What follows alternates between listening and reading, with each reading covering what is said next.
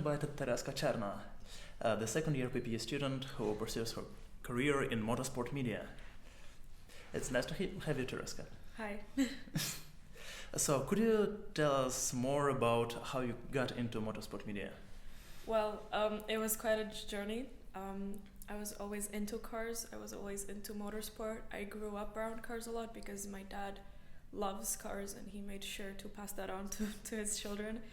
And I always knew I wanted to do something with like media because I think I'm a very creative person and I need my job to be creative.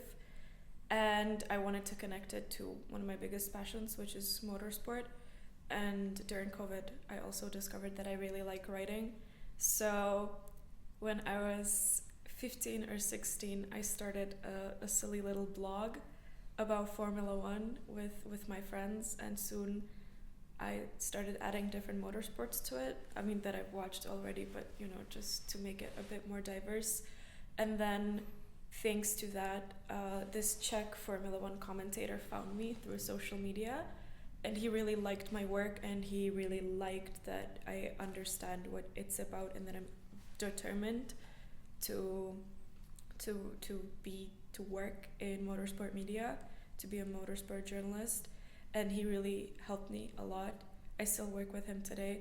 He offered me a place where I would write for his website for an absolute silly amount of money, and so I started writing for his website, and thanks to that, I got to go to a lot of races. First, regional races in Germany, like DTM and ADAC GT Masters and GT4 Germany, and so on. And I continued to write for him, and I still write for that website today. But today we're more like colleagues. We're on the same level basically. And yeah, I get to go to a lot of races, and it all connected with all of the other projects that I do. Okay, that sounds great. So how's it going today? Well, today I'm doing a lot of different projects. I have my personal projects and also the actual motorsport media ones. I think the most exciting thing I'm doing is that I'm an in-house expert on endurance racing for Sporty TV, which is a relatively new TV station in the Czech Republic, where I do kind of everything and that needs to be done as the expert role, in the expert role.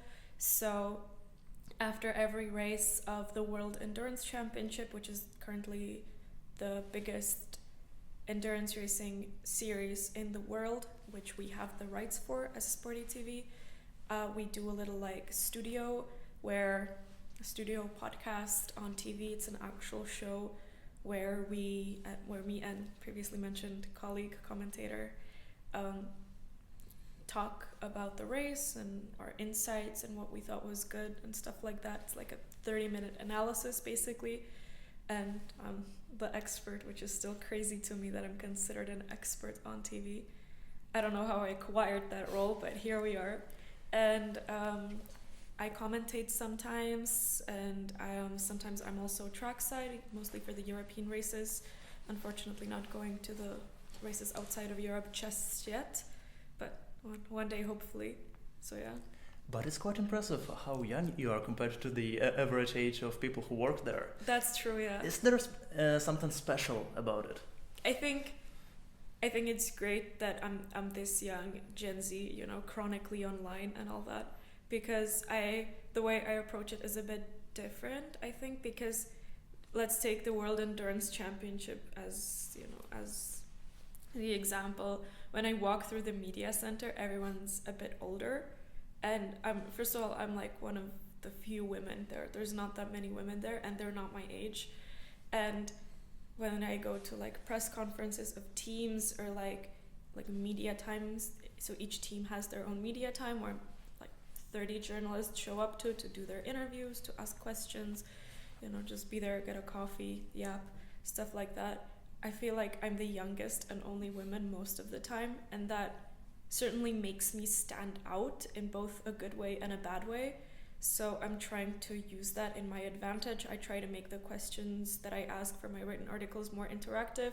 I try to be more personal in terms of how I approach it, but still ask racing questions, I think there's a lot of things that I can't do because of my age and my gender in motorsport still, but I'm trying, I guess, and I'm trying to post it on social media a lot, because that's another thing that I don't see quite often, is people actually using their job or the content that they create trackside in motorsport and like just slapping it on social media.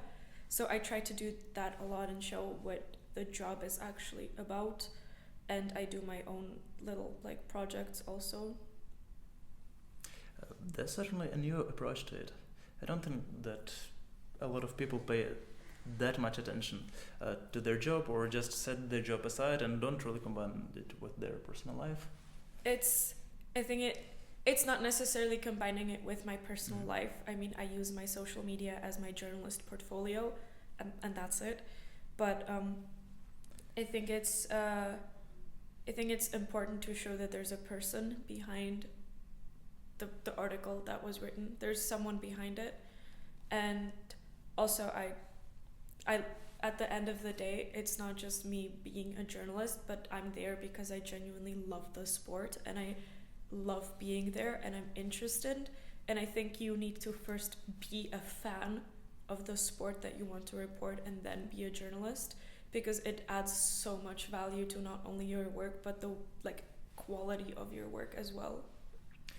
Genuine passion actually influences quality a lot. So coming back to studying PPE a bit. Yeah. Is there any skills or competences from PPE that you use in your work that help you daily, or maybe change your perception of some things? I think by studying PPE, I notice a lot of politics in the sport. I don't like focusing on it in my work, but I notice it quite a bit. And I think also like all of the economics parts, the econ parts, help me understand like the financial parts of motorsport as well. Again, in endurance racing, it's not quite big, it's not that quite widely talked about, but I think I notice it a bit more, and I think I understand how it works a bit more. Also, like considering genuine skill English, obviously, because I am Czech and I do most of my journalism in Czech, but I'm really trying to move to English speaking media, and doing like actual like, you know, an academic degree in English is helping me so much make that step, because I know how to write in English, I know how to speak in English, and just being in contact with the language all the time really helps. What are your plans for the future? What do you want to reach by your career? Is there any goal in mind? There's so many goals. Right now, like in terms of career right now, I think the biggest dream is to, or biggest goal, let's say, because it will happen, hopefully, the biggest goal is to be a pit lane reporter. So that's the reporter that's in the pit lane. So right on the spot. Right on the spot, like, so the pit lane is kind of like the, you know, the like the box and that's German. Like the garage line, the line with the garages, and where the cars get repaired. Yeah, where the cars get repaired, where pit stops happen and everything. So there's like, you have the racetrack, and then you have like the garages lined up, and a pit lane reporter basically is a man or a woman with a little microphone just running around, and when a driver gets out of the car, they interview him like immediately, and they're like on the spot basically supporting the broadcast, which is unfortunately not a thing in Czech, but it's a thing in English broadcasts. And that would be an absolute dream to do that, because it's very quick, it's very fast paced. You need to have insane knowledge to be able to pull that off. Imagine how intense it is when the driver just gets out of the car. And you immediately have to go and interview them. And I think like that's the dream. That's what I want to do. Do you want to make it a Czech thing as well? Maybe if there are some Czech drivers, because I'm not really know. We don't have that many Czech drivers. In endurance racing, or at least at the top level, currently none. We have a few somewhere. I don't have that many Czech drivers, that's the first thing. Second, it's just not that big in the Czech Republic. So it would be a dream, but usually it's only for like English or sometimes German and French broadcasts. So yeah, and I think also in English, well, I know in English it reaches such like a wider audience, and you get a lot more opportunities and job opportunities, and that's what I like about motorsport media, that it's never the same thing. It's never just me like sitting down and doing an interview and asking the same questions like, oh, how was the car? Do you agree with the BOP? Blah, blah, blah. It's always something different. There's a different topic every weekend, but also there's different drivers, different teams. It changes weekend to weekend. It's very fast paced, and you learn so many things, and it's also about like optimizing, because you can never like write up everything that you learn, so you need to, so it's kind of like you choose what you think is most interesting to write, which I like, because then I don't have to do everything. I just do the parts that I think that are interesting. Yeah, writing boring stuff is not important for anyone. That's true. So the final question, maybe a bit dangerous question.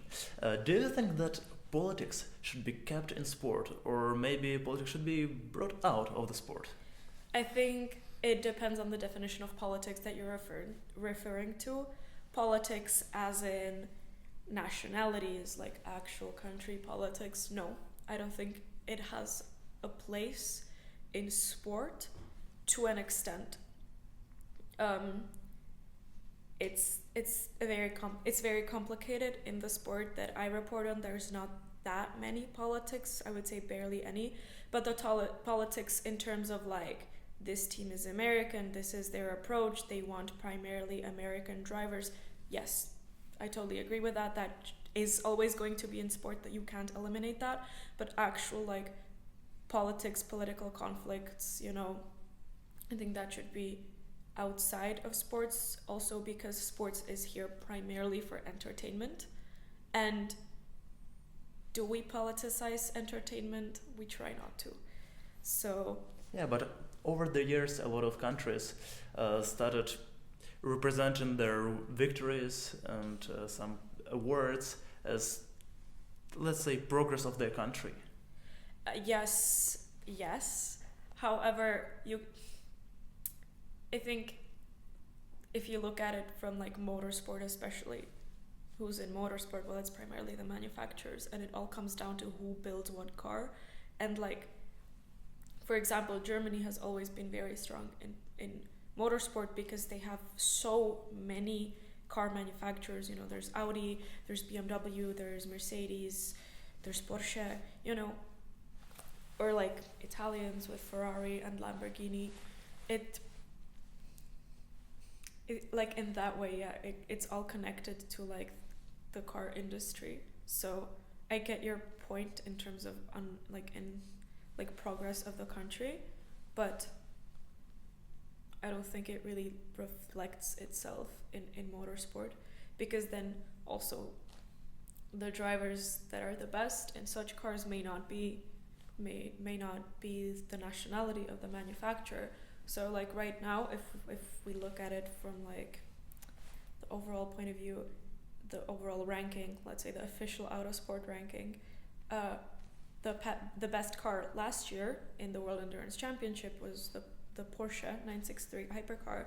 The best drivers, a French driver and a Belgian driver. So German car, not non-German drivers. So like. Okay, so there is a connection of different nations. So in this way, maybe. Yeah, it depends on the driver and the ability, and the car and the ability, and then the nationalities don't really play a part. I mean, obviously when you look at Alpine or Peugeot, French manufacturers, they try so hard to have like French speaking drivers, and then they don't have the best lineups. But okay, thank you. It's about the approach. I think that was a perfect answer to this question. Thank you. So thank you very much for being here today. Thank you for inviting me. And have a nice day. Good luck. You.